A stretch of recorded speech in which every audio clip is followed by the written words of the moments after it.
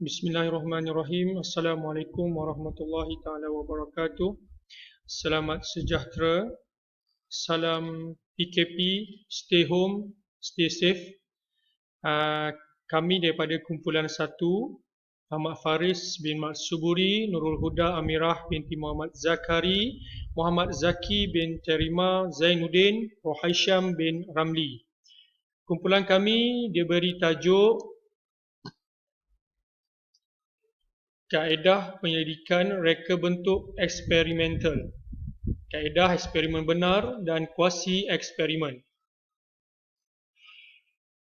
Menurut Chua Yam Piao 2011, penyelidikan yang mana penyelidik secara sengaja dan sistematik memperkenalkan olahan atau treatment kepada kumpulan yang diambil secara rawak, iaitu random assignment, dan mencerap rentetan perubahan yang berlaku pada kumpulan tersebut.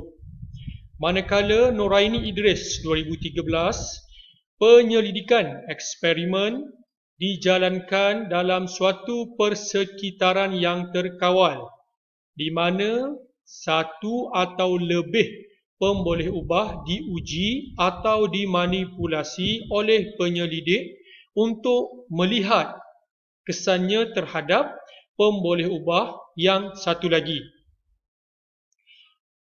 Noraini Idris 2013, tujuan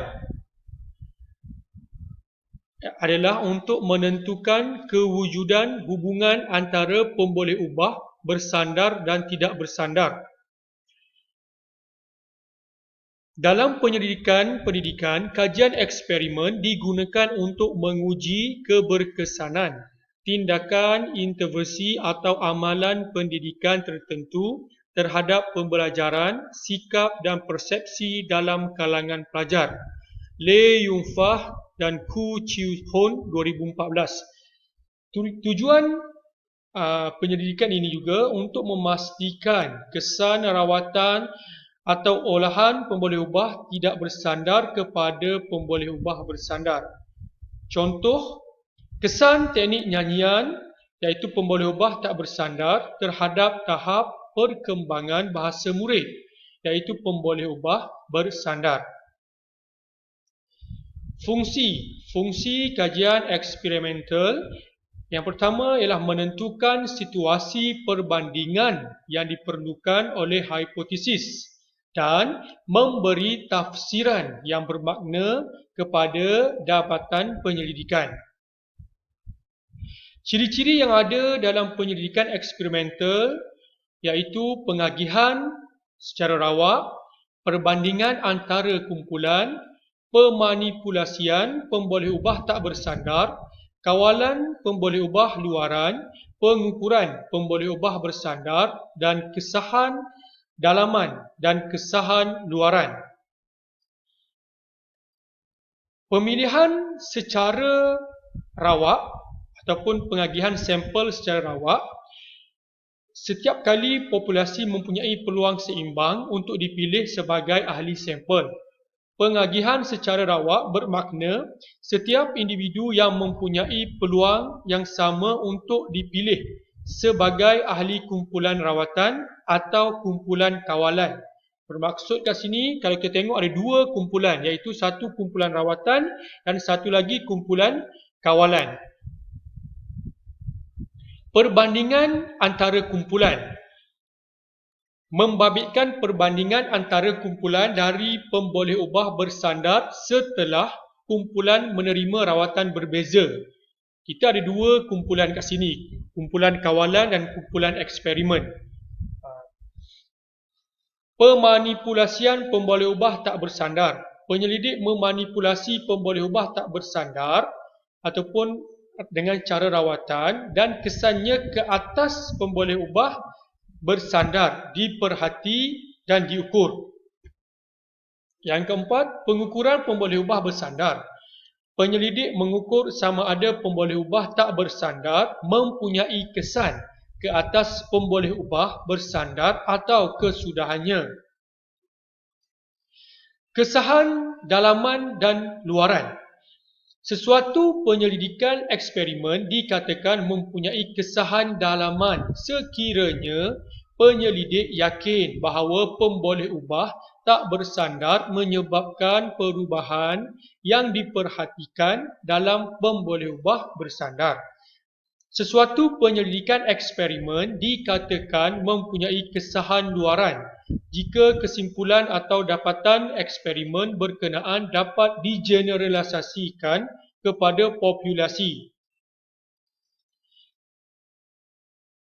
Pemboleh ubah luaran, extraneous. Pemboleh ubah yang tak dikaji tetapi mungkin hadir atau wujud dalam penyelidikan eksperimen boleh mempengaruhi atau mendatangkan kesan ke atas pemboleh ubah tak bersandar. Perlu mengawal kesan pemboleh ubah ini untuk mendapatkan hasil atau keputusan yang sahih, benar dan tepat. Pemboleh ubah luaran juga boleh mempengaruhi pemboleh ubah bersandar dan tak bersandar atau kedua-duanya sekali. Pemboleh ubah luaran perlu dikawal bagi memastikan kesahan penyelidikan eksperimen. Kawalan pemboleh ubah luaran. Kesan pemboleh ubah luaran perlu dikawal supaya tidak mengelirukan kesan disebabkan oleh pemboleh ubah tak bersandar. Yang pertama, pembahagian subjek secara rawak dilakukan jika populasi seragam. Pemadanan rawak dilakukan jika populasi tidak seragam. Memadankan subjek secara berpasangan mengikut ciri ataupun matching participants. Pemilihan subjek yang serupa. Jika nombor 2 tidak dapat dilakukan kerana kekurangan pasangan yang sepadan, kaedah ini membataskan tafsiran dapatan kepada kelompok tertentu sahaja. Iaitu ada control procedures, pre and post test, kita menggunakan homogeneous samples dan blocking variable.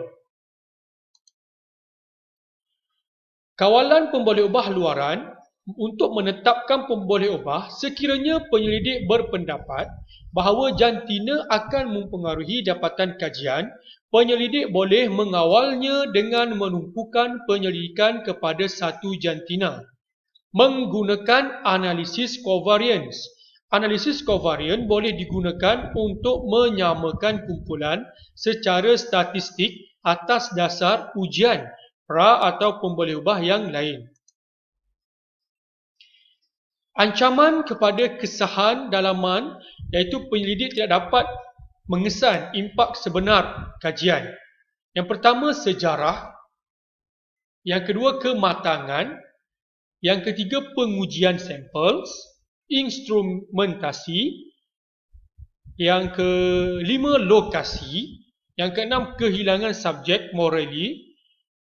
morality. Dan yang ketujuh, sikap subjek. Ancaman kepada kesahan dalaman, penyelidik tidak dapat mengesan impak sebenar kajian, iaitu regresi, interaksi, pemilihan dan kematangan, implementasi, gangguan confounding, pemilihan tidak adil, pembauran, diffusion.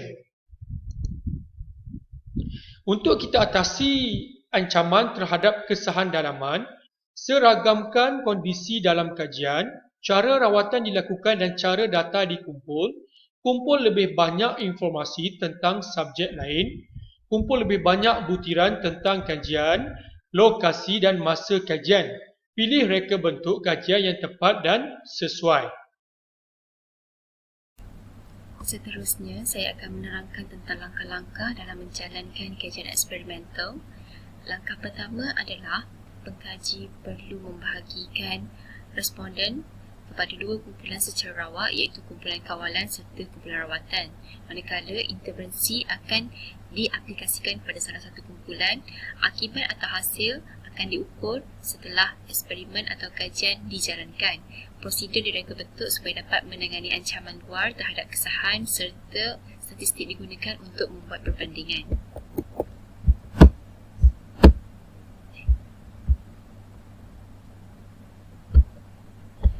Seterusnya, reka bentuk penyelidikan. Ini direka untuk menilai keberkesanan sesuatu intervensi yang dikenakan kepada salah satu kumpulan iaitu kumpulan rawatan, dan ia boleh melihat perbandingan di antara dua atau lebih set data. Perbandingan antara kumpulan iaitu kumpulan rawatan dan kumpulan kawalan. Manakala dia dilakukan untuk melihat perubahan atau kesan ke atas variabel bersandar dan memerhatikan atau mengawal variabel bebas. Sebagai contoh, keberkesanan sesuatu kaedah pembelajaran. Kaedah eksperimental ini dibahagikan kepada dua, iaitu kaedah eksperimental benar serta kaedah kuasai eksperimen. Ciri-ciri kaedah eksperimen benar adalah salah satunya adalah responden ataupun sampel perlu dibahagikan secara rawak kepada dua kumpulan. Seterusnya, kaedah atau intervensi akan dikenakan kepada salah satu kumpulan serta responden itu perlulah mempunyai ciri-ciri yang homogen, seimbang serta setanding di antara satu sama lain, dan pengkaji juga yakin bahawa variabel-variabel bebas adalah dapat dimalangkan atau dikawal. Terdapat lima reka bentuk kajian eksperimen benar, iaitu ujian pasca, ujian pra-pasca, penukar gantian, Solomon 4 kumpulan serta faktorial. Baiklah, reka bentuk ujian pasca ini melibatkan dua kumpulan, iaitu kumpulan kawalan serta kumpulan rawatan, di mana intervensi dikenakan kepada kumpulan rawatan serta kedua-dua kumpulan ini akan diuji di akhir eksperimen dengan melihat kepada hasil ke atas eksperimen yang dijalankan. Terdapat dua reka bentuk penyelidikan menggunakan reka bentuk ujian pasca, iaitu reka bentuk perbandingan antara kumpulan rawatan serta kumpulan kawalan, dan juga reka bentuk perbandingan relatif antara kumpulan. Manakala kita bergerak kepada reka bentuk ujian pra-pasca. Reka bentuk ujian pra-pasca sama seperti reka bentuk ujian pasca, di mana melibatkan kumpulan kawalan serta kumpulan rawatan, serta intervensi dikenakan hanya kepada kumpulan rawatan. Namun, dalam ujian pra-pasca, ujian dijalankan sebanyak 2 kali, iaitu di awal eksperimen, di mana sebelum intervensi dikenakan ke atas kumpulan rawatan, seterusnya ujian juga dijalankan di akhir eksperimen setelah intervensi dijalankan. Walau bagaimanapun, kelemahan reka bentuk ini adalah dengan melakukan 2 kali pengukuran, responden dapat meneka tujuan kajian serta merasakan segala tindakan mereka di bawah kawalan pengkaji. Jadi ia akan meningkatkan kesan bias ke atas hasil eksperimen nanti. Untuk mengatasi masalah-masalah ini, reka bentuk 4 kumpulan Solomon dan reka bentuk penukar gantian boleh digunakan. Reka bentuk kumpulan 4 Solomon ini adalah reka bentuk untuk mengenal pasti kewujudan kesan pengujian, di mana ia timbul akibat daripada responden kajian diberi ujian lebih daripada sekali. Kesan pengujian timbul apabila respon yang diberi oleh responden dalam ujian kali yang kedua ujian pasca dipengaruhi oleh ujian kali pertama. Dalam reka bentuk kumpulan 4 Solomon terdapat 2 reka bentuk kaedah pendidikan eksperimental asas, iaitu 2 kumpulan responden yang diberi rawatan serta 2 kumpulan responden yang tidak diberi rawatan, dan 2 kumpulan responden yang diberi ujian pra dan 2 kumpulan responden yang tidak diberi ujian pra. Reka bentuk penukar gantian adalah sesuai digunakan untuk mengesan kesan ujian dalam penyelidikan ke atas keberkesanan sesuatu program kepada sesebuah institusi. Dalam reka bentuk ini, sebanyak 3 kali pengukuran dikenakan dalam 2 fasa yang berlainan yang dijalankan ke atas kedua-dua kumpulan responden. Rawatan diberikan kepada kumpulan pertama dan kumpulan kedua secara bergila-gila. Seterusnya, reka bentuk faktorial, iaitu reka bentuk penyelidikan eksperimental yang mempunyai lebih daripada 2 pemboleh ubah bersandar, di mana dia diwakili oleh formula-formula seperti 2/2 dan 2/3/3 dan sebagainya. Dalam reka bentuk faktorial juga, faktor-faktor yang menyebabkan perubahan iaitu faktor pemboleh ubah bersandar merupakan pemboleh ubah bebas utama yang dimanipulasi. Kekuatan reka bentuk faktorial berbanding reka bentuk eksperimental yang lain adalah, di samping keupayaan reka bentuk faktorial dapat membantu pengkaji mengesan faktor-faktor yang menyebabkan perubahan kepada pemboleh ubah bersandar, reka bentuk ini juga dapat membantu pengkaji mengenal pasti interaksi antara faktor-faktor utama. Oleh itu, Kriteria yang perlu dititik beratkan dalam menjalankan kaedah kajian eksperimental benar adalah yang pertama, sampel perlu diagihkan atau dipilih secara rawak serta sampel perlulah mempunyai ciri-ciri yang homogen. Selain itu, sampel juga perlu dibahagikan kepada dua kumpulan iaitu kumpulan rawatan dan kumpulan kawalan serta intervensi akan dikenakan kepada kumpulan rawatan sahaja. Selain itu, pengkaji juga perlu mengawal setiap ancaman daripada luar atau memastikan pempoliubah tak bersandar adalah mana. Seterusnya kita bergerak kepada kajian kuasa eksperimen. Apakah yang dimaksudkan dengan kajian kuasa eksperimen? Kuasa eksperimen adalah kajian yang dijalankan di mana responden atau sampel tidak dapat diagihkan secara rawak. Sebagai contoh, jika kita lihat di dalam jadual ini, perbezaan di antara eksperimental dengan kuasa eksperimental adalah pembahagian rawak dalam kalangan responden di mana eksperimental responden dapat dibahagikan secara rawak, manakala untuk kuasa eksperimental pembahagian responden adalah tidak secara rawak. Seterusnya untuk bilangan kumpulan perbandingan, bilangan intervensi serta bilangan pemboleh ubah yang diukur juga adalah sama. Kajian kuasa eksperimen juga melibatkan dua kumpulan iaitu kumpulan kawalan dan juga kumpulan rawatan. Terdapat 3 reka bentuk kajian kuasa eksperimen iaitu reka bentuk ujian pra-pasca kumpulan tidak seimbang, reka bentuk regresi tidak bersambungan serta reka bentuk siri masa. Baiklah, untuk reka bentuk ujian pra-pasca kumpulan tidak seimbang, ianya merupakan reka bentuk yang paling popular atau gemar digunakan oleh pengkaji-pengkaji dalam bidang pendidikan. Reka bentuk ini terdiri daripada dua kumpulan responden iaitu kumpulan rawatan dan kumpulan kawalan serta kumpulan-kumpulan ini mempunyai ciri-ciri yang hampir sama. Dalam bentuk reka kajian ini juga analisis ujian T dan ujian ANOVA boleh digunakan untuk menentukan perbezaan di antara kedua-dua kumpulan responden. Seterusnya, reka bentuk regresi tidak bersambung biasanya digunakan dalam kajian yang melibatkan kumpulan khas sebagai contoh untuk menilai keberkesanan program pemulihan dan menguji keberkesanan program kaunseling ke atas sikap pelajar bermasalah disiplin. Pemilihan kumpulan rawatan dan kumpulan kawalan adalah berdasarkan mata pemisah yang dibuat sendiri oleh pengkaji itu. Sebagai contoh, pengkaji menetapkan mata pemisah ada 35. Oleh itu, mana-mana subjek kajian yang memperoleh mata yang kurang daripada 35 akan dikelompokkan dalam kumpulan kawalan, manakala pelajar yang mendapat mata lebih daripada 35 akan dikelompokkan pada kumpulan kawalan.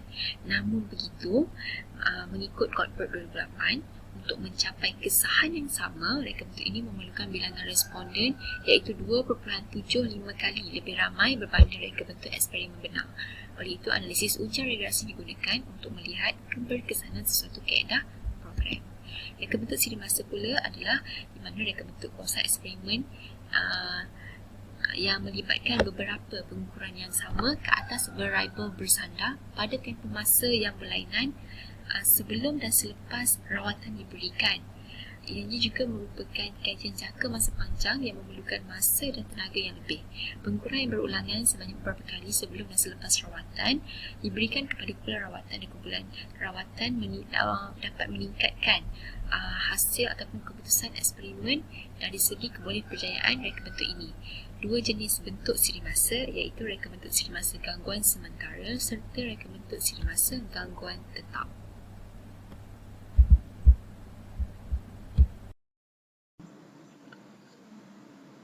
Assalamualaikum warahmatullahi wabarakatuh dan salam sejahtera kepada doktor dan rakan-rakan. Seterusnya saya akan menerangkan mengenai langkah melakukan kajian kuasi eksperimental. Langkah pertama adalah terdapat dua kumpulan kajian iaitu kumpulan kawalan ataupun KK. Yang kedua adalah kumpulan rawatan iaitu KR. Kedua-dua kumpulan akan menjalani ujian pra-eksperimen untuk membuktikan sama ada kebolehan atau keupayaan kedua kumpulan adalah sama atau berbeza. Langkah ketiga adalah kumpulan kawalan akan melalui proses kajian secara normal. manakala kumpulan rawatan akan melalui kajian bersama dengan pemboleh ubah tak bersandar. Langkah yang keempat adalah selepas melalui proses kajian, kedua-dua kumpulan akan melalui ujian post-eksperimen. Langkah kelima iaitu ujian post-eksperimen menunjukkan perbezaan antara keupayaan atau kebolehan kedua-dua kumpulan.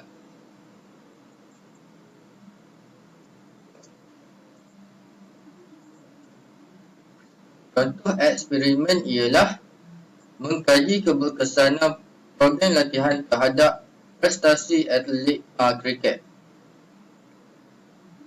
Pertama, atlet akan dibahagikan kepada dua kumpulan, iaitu kumpulan kawalan dan kumpulan rawatan. Mereka akan menjalani ujian pra-eksperimen untuk meninjau tahap prestasi atlet kriket semasa pertandingan. Selepas ujian pra-eksperimen, kedua-dua kumpulan melalui proses kuasi eksperimen dengan kumpulan kawalan menjalani sesi latihan tanpa berpandukan program latihan. Manakala kumpulan rawatan akan menjalani sesi latihan berpandukan program latihan yang telah disediakan. Keempat, kumpulan kawalan dan kumpulan rawatan akan menjalani ujian post-eksperimen. Yang terakhir sekali ialah untuk menentukan perbezaan kedua-dua kumpulan selepas ujian post sama ada penggunaan program latihan boleh meningkatkan prestasi atlet kriket sewaktu pertandingan atau aplikasi program latihan tidak menunjukkan perubahan kepada prestasi atlet. Lepas ujian itu semua, mereka akan menentukan sama ada program latihan itu akan memberikan kesan terhadap prestasi atlet. Seterusnya kita akan beralih pula ke tajuk iaitu jenis-jenis penyelidikan kuasi eksperimen. Terdapat 3 jenis penyelidikan kuasi eksperimen. Yang pertama adalah ujian pra-pasca kumpulan tidak seimbang ataupun non-equivalent group pre-post test design. Yang kedua adalah reka bentuk siri masa ataupun time series design. Yang ketiga dan terakhir itu reka bentuk pengimbas balas ataupun counterbalance design. Kita pergi yang pertama dulu iaitu reka bentuk kumpulan kawalan tidak seimbang. Ia hampir sama dengan reka bentuk kumpulan kawalan pra-ujian, pasca ujian ataupun pre-test, post-test. Dua atau lebih kumpulan rawatan di pra-uji, takbir kawal dan diuji semula. Perbezaan reka bentuk ini melibatkan kumpulan dalam rawatan, bukan pelibatan individu. Jadi kita boleh tengok di sini adalah dibahagi kepada dua iaitu kumpulan rawatan, kumpulan kawalan.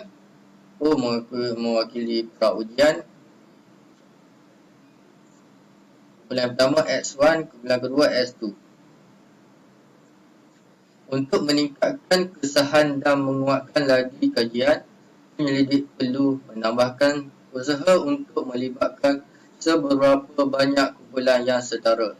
Jika terdapat perbezaan faktor yang tidak berkenaan atau relevan antara kumpulan, analisis kovarian boleh dijalankan untuk menjadikan kumpulan-kumpulan tersebut setara secara statistik. Kelebihan jenis ujian ini adalah oleh kerana kumpulan yang dipilih telah sedia ada wujud, sebarang kesan yang wujud akibat susunan kumpulan dapat dikurangkan ataupun mungkin tidak sedar penglibatan mereka dalam kajian. Jenis penyelidikan kuasi eksperimen yang kedua adalah reka bentuk siri masa ataupun time series design. Ia melibatkan penilaian, pemerhatian atau pengukuran dan rawatan. diikuti penilaian selanjutnya. Tujuan adalah untuk mengenal pasti kesan pemboleh ubah yang diperkenalkan hanya selepas beberapa pemerhatian dibuat. Hanya satu kumpulan terbabit. Kumpulan berkenaan akan mengambil pra-ujian berulang kali sehingga skor pra-ujian stabil sebelum rawatan diberi. Selepas rawatan, kumpulan tersebut akan mengambil pasca ujian berulang kali sehingga skor pasca ujian stabil. Seterusnya, dengan membandingkan skor sebelum dan selepas rawatan diberi, penyelidik dapat mentaksir kesan rawatan terhadap pencapaian kumpulan. Seterusnya adalah reka bentuk pengimbas balas ataupun counterbalance design. Semua kumpulan menerima rawatan tetapi dalam urutan yang berbeza ataupun rawak, dan kumpulan tersebut diuji semula selepas setiap rawatan. Terdapat satu faktor penghak di mana bilangan kumpulan mestilah sama dengan bilangan rawatan dijalankan bila kaedah pra-ujian tidak dapat dijalankan. Reka bentuknya adalah seperti ini, iaitu kumpulan A, kumpulan B, kumpulan C. Dia akan kumpulan A rawat X mewakili rawatan, O mewakili ujian atau pra-ujian pasca ujian. Ia disusun secara rawak. Seperti kumpulan A, X1, X2, X3, kumpulan B, X3, X1, X2, dan kumpulan C, X2, X3, dan X1. Untuk menentukan keberkesanan suatu rawatan, purata pencapaian kumpulan bagi setiap rawatan akan dikira dan dibandingkan.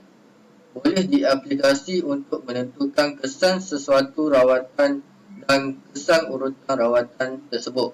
Kelemahan reka bentuk ini adalah rawatan yang banyak dan berbagai akan mempengaruhi skor kumpulan. Hanya digunakan bila rawatan yang memberi kesan pada suatu kumpulan tidak mempengaruhi keberkesanan kumpulan yang lain.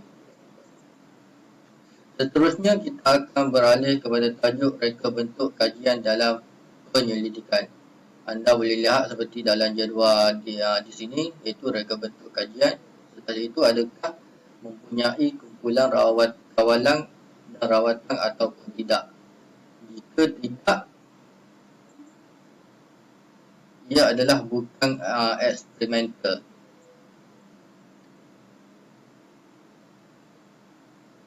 Reka bentuk kajian ini dilakukan bila rawatan tidak dapat dilaksanakan kerana memboleh ubah bebas wujud secara semula jadi. Responden diagih secara rawak ke dalam kumpulan. Ia akan mengkaji hubungan antara pemboleh ubah bebas dan bersandar tanpa memanipulasi pemboleh ubah bebas. Jika mempunyai kumpulan kawalan dan rawatan ataupun responden rawak atau tidak. Jika responden adalah rawak, reka bentuk ini mengkaji hubungan antara pemboleh ubah bebas dan bersandar, memanipulasi pemboleh ubah bebas dan memerhati pemboleh ubah bersandar. Reka bentuk ini adalah reka bentuk eksperimental benar. Jika responden adalah secara tidak rawak, ia adalah kuasi eksperimen. Reka bentuk ini mengkaji hubungan antara pemboleh ubah bebas dan bersandar.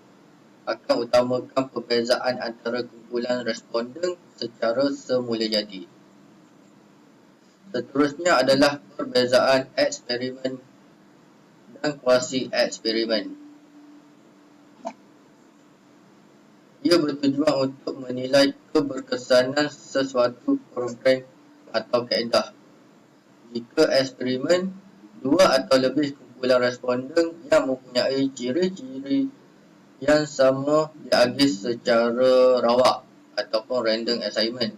Contoh, adakah program X iaitu belajar melalui penyelesaian masalah meningkatkan prestasi pelajar.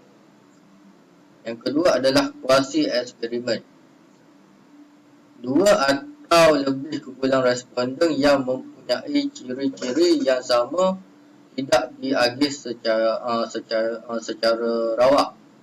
Contohnya adalah, adakah program Y iaitu kaunseling individu dapat meningkatkan motivasi pelajar yang bermasalah. Perbezaan di sini adalah sama ada kumpulan itu diagih secara rawak ataupun diagih secara tidak rawak.